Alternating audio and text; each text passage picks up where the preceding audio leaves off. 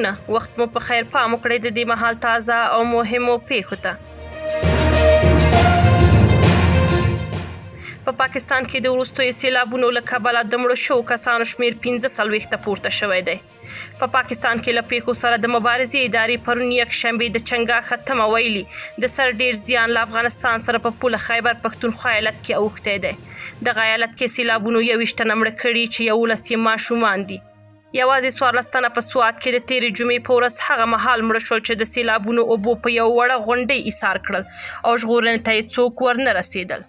په سند، پنجاب او بلوچستان ایالتونو کې هم له تېرې چهارشنبې راهیسې موسمي بارانونو او سیلابونو خلکو ته د سر او مال زیان اړولی دی.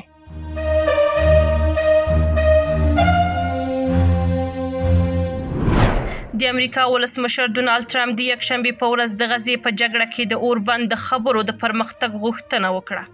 ښاغلی ټرمپ د 20 میاشتې شخړې د پای ته رسولو لپاره د یوې موافقې په اړتیا ټینګار وکړ. اسوسییټډ پریس راپور ورکړ داسې ښکاري چې اسرائیل او حماس یوې موافقې ته نږدې کیږي. ولسمشر ټرمپ د یکشنبې په سهار په تروت سوشل پاڼه کې ولیکل په غزه کې تړون وکړئ، یرغمل شوي کسان بیرته راولئ. هغه د جمعې په ورځ وویل چې په یو اونۍ کې اوربند کیدی شي.